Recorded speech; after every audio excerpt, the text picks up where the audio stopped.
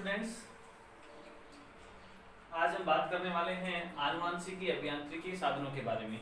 इससे पहले हमने बात की थी लेसन में जैव प्रौद्योगिकी लेसन हम पढ़ रहे थे, जिसमें जैव प्रौद्योगिकी के बारे में हमने जानकारी ली थी। उसके बाद भी हमने पढ़ा था कि जैव प्रौद्योगिकी दो बातों पर निर्भर करती है, पहला था आनुवांशिकी अभियांत्रिकी पर और दूसरा रासायनिक अभियांत्रिकी के ऊपर। तो जैव प्रौद्योगिकी परिभाषा हमने बताई थी आपको कि विभिन्न जैविक कारक जैसे सूक्ष्म जीव हुए, पादप कोशिका हुई, जंतु कोशिका हुई या उनके अवयवों का उत्पादन करके उनको मानव के लिए उपयोगी बनाना जैव प्रौद्योगिकी कहला रहा था। तथा जैव प्रौद्योगिकी के अंतर्गत आनुवांशिकी अभियांत्रिकी और रासायनिक अभियांत्रिकी दो पहलू थे, जिसमें हमने पहले पहलू की बात करी कल आनुवांशिकी अभियांत्रिकी के बारे में। तो आनुवांशिकी अभियांत्रिकी में हम करते क्या हैं कि किसी भी जीव से हम एक उसकी कोशिका से, ध्यान से सुनना, किसी भी जीव की कोशिका से डीएनए या जीन को निकालकर तथा उसे काट छांट करके उसे पुनर्योगज डीएनए निर्मित करने के बाद उसे दूसरी किसी होस्ट सेल में प्रवेश कराकर उसके वांछित लक्षणों को प्राप्त किया जाता था। वो प्रक्रिया आनुवांशिकी अभियांत्रिकी कहलाती थी। लेकिन आज हम बात करने वाले हैं आनुवांशिकी अभियांत्रिकी के साधनों के बारे में कि कौन कौन से साधन है जिसके माध्यम से आनुवांशिकी अभियांत्रिकी को सरल व आसान बनाया गया है। तो पहला है सीमाकारी एंजाइम। ध्यान से देखना, आनुवांशिक अभियांत्रिकी के साधनों में पहला है सीमाकारी एंजाइम, दूसरा है अन्य एंजाइम्स जिनमें होंगे लाइसोजाइम, लाइगेज व क्षारीय फास्फेटेज। थर्ड पॉइंट है आनुवांशिकी अभियांत्रिकी के साधनों का वाहक और चौथा है परपोषी कोशिका। तो पहला हम बात करने वाले हैं सीमाकारी एंजाइमों की कि सीमाकारी एंजाइमों की क्या भूमिका होती है आनुवांशिकी अभियांत्रिकी में। तो ध्यान से सुनिएगा, सीमाकारी एंजाइम्स क्या हैं। ये वो एंजाइम होते हैं, या यूं कहें कि सीमाकारी एंजाइम्स वो एंजाइम होते हैं जो डीएनए को निश्चित बिंदुओं से काटकर, देखिए कि सीमाकारी एंजाइम्स वे एंजाइम होंगे जो डीएनए को निश्चित बिंदुओं से काटकर उन्हें छोटे छोटे टुकड़ों में परिवर्तित कर देते हैं, सीमाकारी एंजाइम्स कहलाते हैं। सीमाकारी एंजाइम्स को दूसरे नाम से रिस्टी एंजाइम के नाम से भी जाना जाता है। गाइस समझ में आ रहा है आपको कि सीमाकारी एंजाइम्स क्या होंगे कि वे एंजाइम जो डीएनए को छोटे छोटे खंडों में बदल देते हैं, सीमाकारी एंजाइम्स कहलाते हैं। और सीमाकारी एंजाइम्स का दूसरा नाम है रिस्टी एंजाइम्स। अब हम आगे बात करते हैं कि सीमाकारी एंजाइम्स की खोज किसने की। तो सीमाकारी एंजाइम्स की खोज की थी स्मिथ व स्टुअर्ट लीन ने। ध्यान से देखना कि सीमाकारी एंजाइम की खोज किसने की, स्मिथ व स्टुअर्ट लीन ने। आगे बात करते हैं कि सीमाकारी जो एंजाइम हैं उन्हें आणविक कैंचियां या रासायनिक चाकू के नाम से भी जाना जाता है। तो आणविक कैंचियों से आप क्या समझते हैं और चाकू से क्या समझेंगे? चाकू का मतलब किसी भी चीज को काटना, और ये सीमाकारी एंजाइम भी वही कार्य कर रहा है कि डीएनए अगर लंबाई में ज्यादा है तो उनको छोटे छोटे टुकड़ों में काट देना। तो ध्यान देना, सीमाकारी एंजाइम को रासायनिक चाकू व आणविक कैंचिया भी कहा जाता है। तो कैंची कार्य भी क्या है, अगर कोई कपड़ा बड़ा है तो उसको काट डालना। तो सीमाकारी एंजाइम भी क्या कार्य कर रहा है, डीएनए की लंबाई अगर ज्यादा है तो उसको छोटा कर देना। आगे हम बात करते हैं कि यह जो सीमाकारी एंजाइम हैं केवल द्विसूत्री डीएनए पर ही क्रिया करते हैं। द्विसूत्री ये सीमाकारी जो एंजाइम्स होंगे द्विसूत्री डीएनए पर ही क्रिया करते हैं। सीमाकारी एंजाइम्स जो हैं वो न्यूक्लियस समूह के अंतर्गत आते हैं। क्वेश्चन पूछ लिया जाता है कि सीमाकारी एंजाइम्स कैसा समूह है। तो सीमाकारी एंजाइम्स जो है न्यूक्लियस समूह के अंतर्गत आते हैं और ये दो प्रकार के होते हैं। पहला एक्सोन्यूक्लियस एंजाइम और दूसरा एंडोन्यूक्लियस एंजाइम। तो एक्सोन्यूक्लियस एंजाइम से क्या समझते हैं हम कि वे एंजाइम्स जो डीएनए को, बी केयरफुली, कि वे एंजाइम्स जो डीएनए को केवल परिधीय भाग से काटते हैं। ध्यान देना, एक्सोन्यूक्लियस एंजाइम्स वे एंजाइम होंगे जो डीएनए को उसके परिधीय भाग पर काटते हैं, अर्थात किनारों पर काटते हैं। दूसरा एंजाइम्स हैं एंडोन्यूक्लियस एंजाइम्स। तो एंडोन्यूक्लियस एंजाइम्स क्या करेंगे, ये एंजाइम्स जो हैं डीएनए को मध्य भाग से काटते हैं।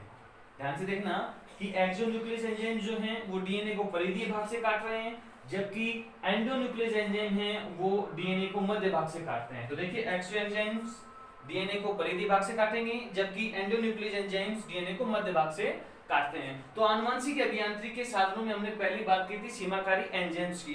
तो सीमाकारी एंजाइम्स क्या थे कि वे एंजाइम्स जो डीएनए को निश्चित बिंदुओं से काटकर उन्हें छोटे-छोटे टुकड़ों में परिवर्तित कर देते थे, सीमाकारी एंजाइम्स कहलाते थे। सीमाकारी एंजाइम्स की खोज किसने की? स्मिथ व स्टुअर्ट लिन ने। सीमाकारी एंजाइमों को रासायनिक चाकू या आणविक कैंचिया भी कहा जाता है। और सीमाकारी एंजाइम का दूसरा नाम है रिस्टी एंजाइम्स। सीमाकारी एंजाइम्स जो है द्विसूत्री डीएनए पर ही कार्य करता है। अगला पॉइंट इसका आता है सीमाकारी एंजाइम में कि सीमाकारी एंजाइम्स जो हैं न्यूक्लियस समूह के होते हैं, और ये दो प्रकार के होते हैं, पहला एक्सोन्यूक्लियस और दूसरा एंडोन्यूक्लियस। एक्सोन्यूक्लियस सीमाकारी एंजाइम जो होंगे वो डीएनए को परिधीय भाग से काटेंगे, जबकि एंडोन्यूक्लियस एंजाइम जो है डीएनए को उसके मध्य भाग से काटते हैं। अब यहाँ पर एक टॉपिक पॉइंट आ जाता है कि अभिज्ञान स्थल क्या है। अभिज्ञान जो हमें ज्ञान करवाए, अभिज्ञान मतलब ज्ञान करवाने वाली बातें यहाँ पर होने वाली हैं। तो अभिज्ञान स्थल का मतलब क्या है, तो ध्यान से सुनेंगे। सीमाकारी एंजाइम में ये पॉइंट है कि सीमाकारी एंजाइम क्या है, डीएनए को निश्चित लंबाई पर काटना उसके आकार के अनुसार। तो ध्यान दीजिए कि अभिज्ञान स्थल क्या होंगे कि सीमाकारी एंजाइम डीएनए को काटने से पहले, कौन से एंजाइम? सीमाकारी एंजाइम्स किसको? डीएनए को काटने से पहले उसकी संपूर्ण लंबाई का निरीक्षण करते हैं। ध्यान से देखिए कि सीमाकारी एंजाइम डीएनए को काटने से पहले उसकी संपूर्ण लंबाई का निरीक्षण करते हैं तथा विशिष्ट बिंदुओं की पहचान करते हैं, तथा विशिष्ट बिंदुओं की पहचान करते हैं। अब ध्यान देना कि सीमाकारी एंजाइम के द्वारा डीएनए के अंदर जो विशिष्ट बिंदुओं की पहचान की गई है वो विशिष्ट बिंदु ही अभिज्ञान स्थल कहलाते हैं। रिपीट अगेन कि सीमाकारी एंजाइम डीएनए को काटने से पहले उसकी संपूर्ण लंबाई का निरीक्षण करते हैं तथा विशिष्ट बिंदुओं की पहचान करके और जो स्थल उनको मिलते हैं वो स्थल अभिज्ञान स्थल कहलाते हैं। तो विशिष्ट बिंदुओं को ही अभिज्ञान स्थल कहा जाता है। अगला इसमें पॉइंट आ जाता है कि पैलिड्रोम क्या है।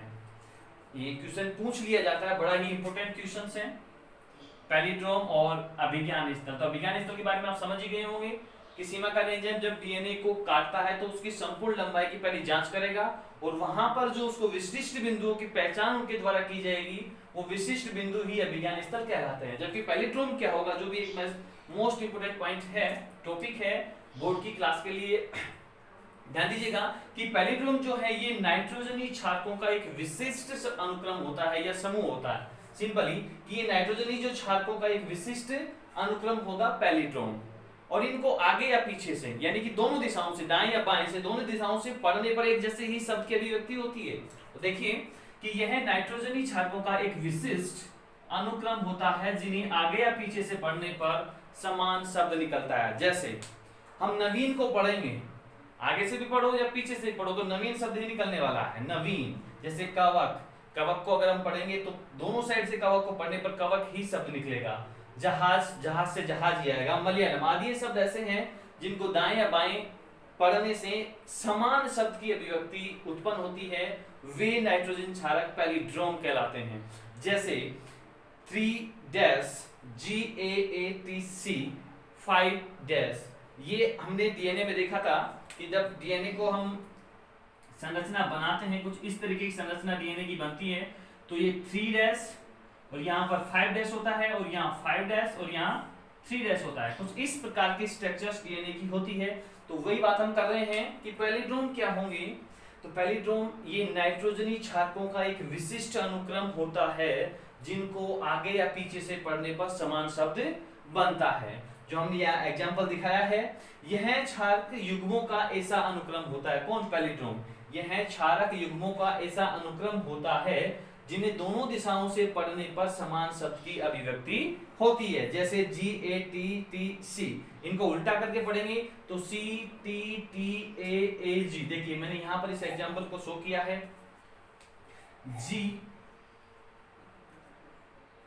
3 अब सीधी दिशा में हम जा रहे हैं GAATTC 5 अगर हम इसको उल्टा पढ़ते हुए आए तो ध्यान दीजिएगा 3 G A A T T C और 5 डैश या S डैश भी हम कह सकते हैं। अर्थात पैलिड्रोम क्या होंगे?